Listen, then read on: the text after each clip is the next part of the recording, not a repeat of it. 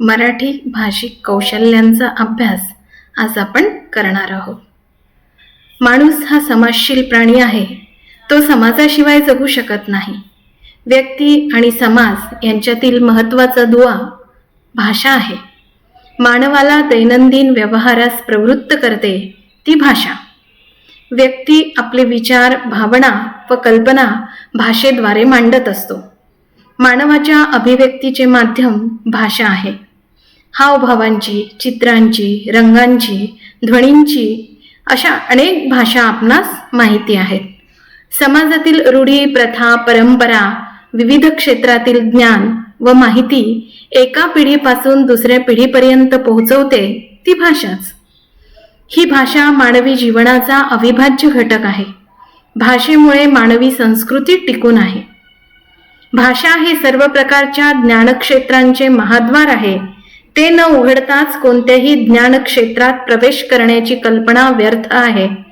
मनुष्याच्या 5 ज्ञानेंद्रियांचे स्पर्श, रूप, रस, गंध, नाद असे जे विषय आहेत, त्यात फक्त ना शब्द ह्यांनाच नादब्रह्म, शब्दब्रह्म या उपाधींनी गौरविले जाते. ते काही उगीच नाही. सर्व विषय समजावून घेण्याची प्राथमिक पात्रता भाषा ज्ञानामुळेच येत असते. भाषा ही मानवाला मिळालेली निसर्गदत्त देणगी आहे. प्रत्येक मानवी समूहाला भाषा उपलब्ध आहे.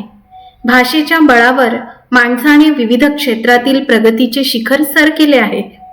भाषा नवनिर्मितीक्षम असल्याने नवनवीन शब्दांची तीत भर पडत असते. यादृच्छिकता हे तिचं महत्त्वाचं वैशिष्ट्य आहे. आपल्या स्थळ काळाची बंधने लागू पडत नाहीत.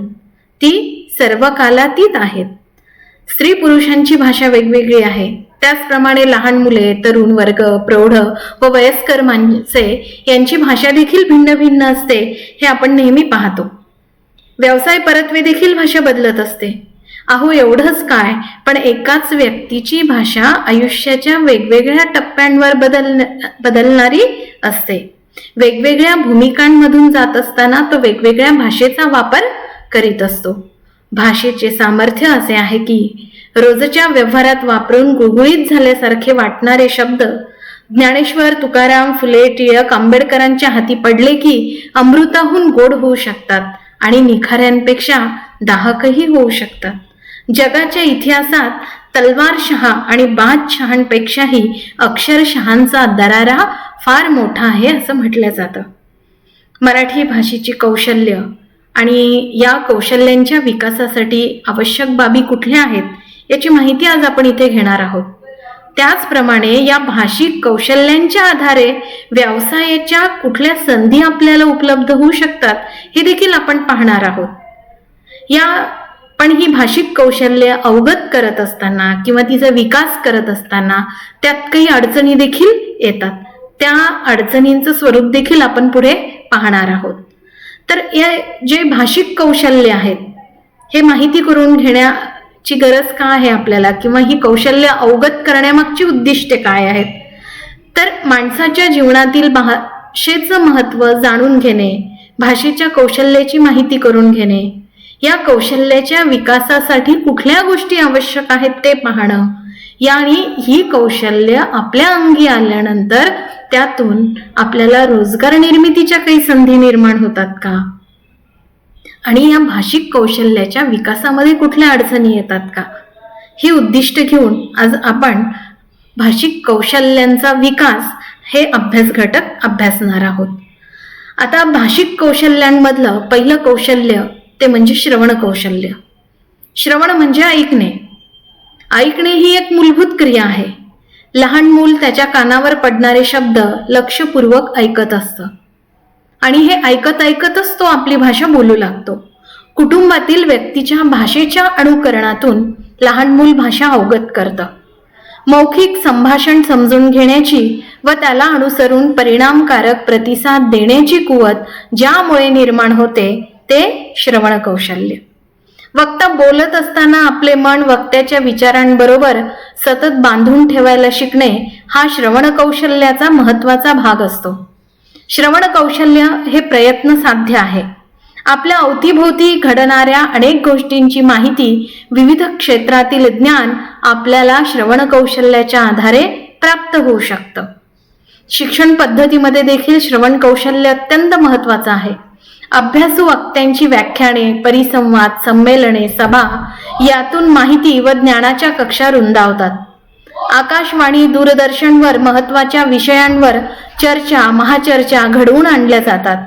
विविध क्षेत्रातील यशस्वी व्यक्तींच्या मुलाखती घेतल्या जातात. यांच्या श्रवणातून ज्ञान मिळते. कथा, कविता याच्या श्रवणातून आपल्याला इतरांची मते, भावभावना, संवेदना यांची जाणीव होते. नातेवाईक, मित्रमंडळी, शेजारी यांच्या अनुभवामधून आपल्याला अनुभवाचं ज्ञान प्राप्त होतं आणि यातून आपलं श्रवण कौशल्य विकसित होत जातं. आता हे जे श्रवण कौशल्य आहे याचे फायदे आपण पाहणार आहोत. तर अनेकांचे अनुभव ऐकल्यामुळे व्यक्तिगत आयुष्यातील अडचणी व संकटांना माणूस हिमतीने तोंड देतो. हा महत्त्वाचा फायदा आहे बरं. आपल्या शब्द भंडारामध्ये भर पडते. व्यक्तीचा अनुभव विश्व विस्तारतं. विविध क्षेत्रातील माहिती त्याला मिळते आणि व्यक्ती ज्ञानाने समृद्ध होतो. चांगली भाषा ऐकल्यामुळे त्याची स्वतःची देखील भाषा सुधारते. उत्तम श्रोता, उत्तम वक्ता देखील होऊ शकतो. दुसऱ्याची मते ऐकण्याची, समजून घेण्याची पात्रता त्या व्यक्तीच्या ठिकाणी निर्माण होते. आता दुसरं कौशल्य आपण पाहणार आहोत. हे दुसरं कौशल्य म्हणजे वाचन कौशल्य. तर आकलनासह केलेले ध्वनी उच्चारण म्हणजे वाचन. आजचे युग हे माहिती तंत्रज्ञानाचे युग आहे.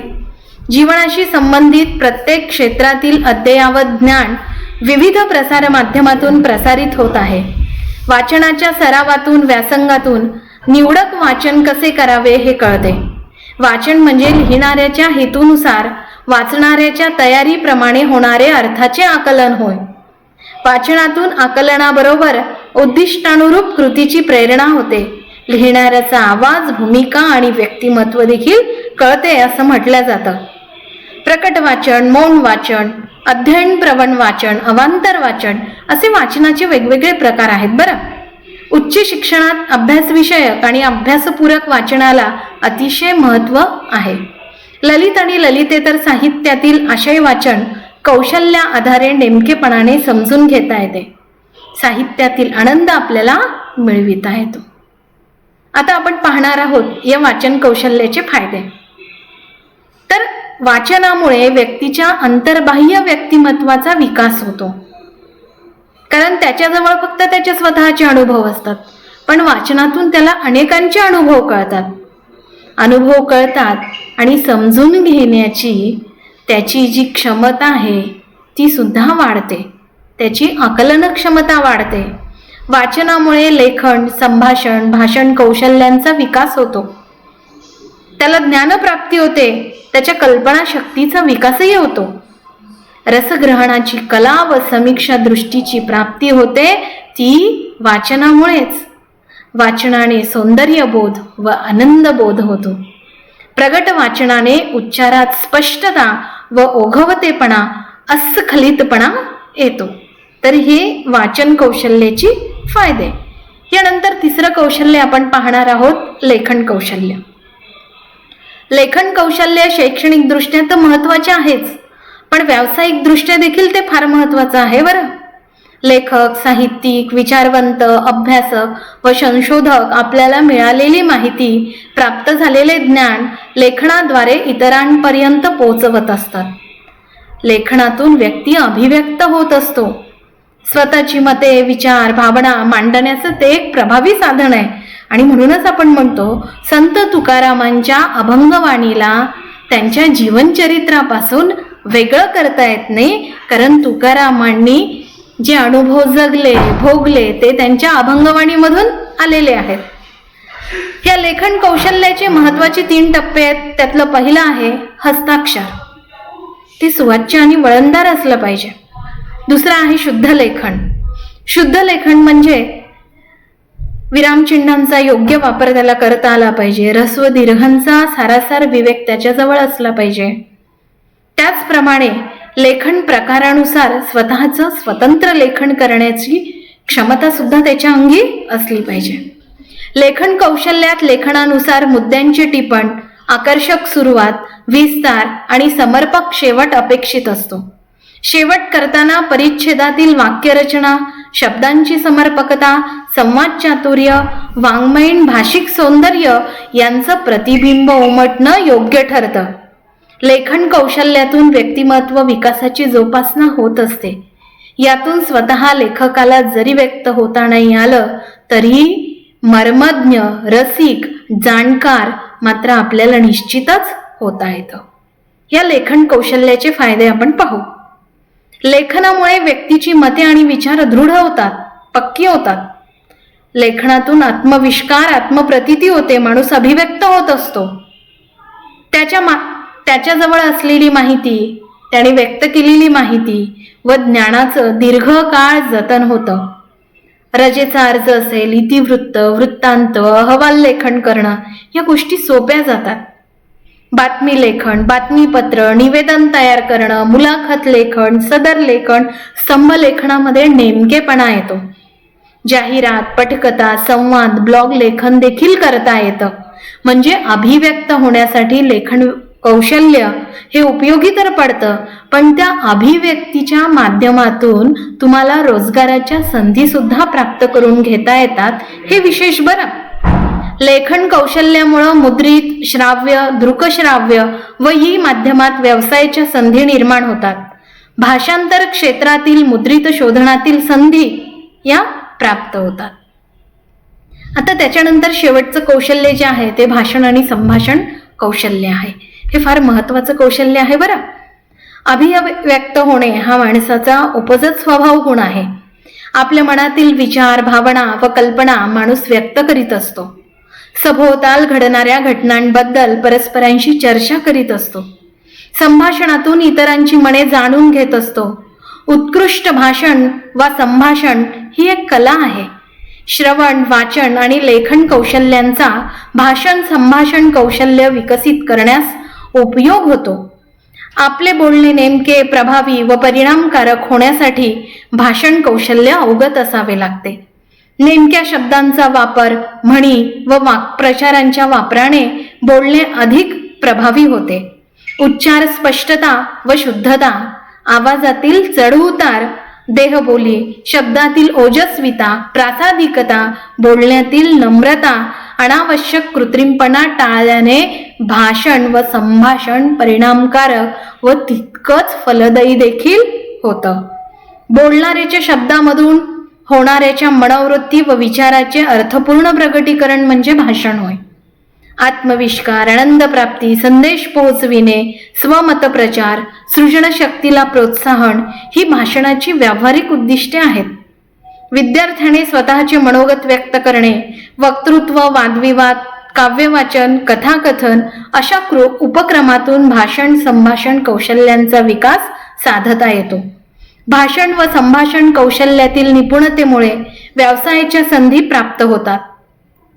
विविध कार्यक्रमांचे सूत्रसंचालन करणे, मुलाखती घेणे, वृत्तनिवेदन, जाहिरात, चित्रपट, छोट्या पडद्यांवरील मालिका, जनसंपर्क व पर्यटन क्षेत्रात हे कौशल्य अवगत असणाऱ्यांना वाव आहे. या भाषण व संभाषण कौशल्याचे फायदे आपण पाहू. आपली मते, विचार ठामपणे मांडता येतात. कठीण समस्या आणि अडचणीच्या परिस्थितीतून आपल्याला मार्ग काढता येतो. असं म्हणतात, सोनं पांघरून चिंध्या विकायला बसलं तर गर्दी सरता सरेना, आणि जर चिंध्या पांघरून सोनं विकायला बसलं तर कुणी फिरकता फिरकेना. म्हणजे प्रेझेंटेशन, सादरीकरण ही आजच्या काळाची गरज आहे. तर आपलं संभाषण कौशल्य जर चांगलं असेल तर आपल्याला कठीण अशा परिस्थितीतून मार्ग काढता येतो. प्रसार माध्यमातील रोजगाराच्या संधींचा फायदा घेता येतो. प्राप्त ज्ञान व माहितीचा प्रसार योग्य प्रकारे करता येतो. चर्चेमधून अभ्यास विषयाचे ज्ञान आपल्याला दृढ करता येतं. आता एवढे जर फायदे असतील या भाषिक कौशल्यांचे तर ते आत्मसात करणं आपल्यासाठी फार गरजेचं आहे. पण कधी कधी काय होतं की या भाषिक कौशल्याच्या विकासाच्या आड काही गोष्टी येतात. त्या कुठल्या ते आपण पाहूया. समाजाच्या सर्व स्तरातील विद्यार्थी हे शिक्षण घेतात. सर्वांसाठी शिक्षणाची द्वारे खुली झालेली आहेत. पण शिक्षणाची परंपरा नसलेल्या व्यक्तीला ही कौशल्य आत्मसात करण्यात अडचणी येतात. काहींचा शालेय पाया, शिक्षणाचा पाया हा कच्चा असतो. त्यांना सुद्धा मर्यादा पडतात. अतिरिक्त विद्यार्थी संख्येमुळे शाळेतल्या, भारताची लोकसंख्या फार मोठी आहे आणि म्हणून वर्गातील विद्यार्थ्यांची संख्या देखील अधिक आहे. आणि या अतिरिक्त विद्यार्थी संख्येमुळे प्राथमिक व माध्यमिक स्तरावर वाचन लेखनाकडे दुर्लक्ष होतं. विद्यार्थी, पालक व समाजाच्या मराठी भाषा व मराठी माध्यमाकडे पाहण्याचा दृष्टिकोन हा दुर्लक्षित आहे. हा सर्वात मोठा अडथळा आहे. भौतिक चंगळवादातून जास्तीचा पैसा मिळवणाऱ्या व्यवसायाकडे आता लोकांचा ओढा आहे. भाषेचे गाईड्स वापर केल्यामुळे, बाजारामध्ये जे उपलब्ध होतात त्यामुळे तो विद्यार्थी भाषा ज्ञानापासून वंचित राहतो. आणि अशा अनेक गोष्टींमुळे भाषिक कौशल्यांचा जो अपेक्षित विकास आहे तो विकास होऊ शकत नाही. शेवटी आपण एवढंच म्हणू शकतो की भाषिक कौशल्यांच्या अभ्यासामुळं आपल्याला जीवनातील भाषेचं महत्त्व कळतं. व्यक्तीच्या व्यक्तिमत्वाचा विकास होतो. त्याच्या पुढे व्यवसायाच्या अनेक संधी उपलब्ध होतात. जेव्हा तो अध्ययन करतो तेव्हा अध्ययन परिणामकारक होतं आणि तो अध्यापन करताना ते सुद्धा परिणामकारक होतं. भाषिक कौशल्य हे प्रयत्न साध्य आहे आणि ते आपल्याला प्रयत्नाने मिळविता येतं. धन्यवाद.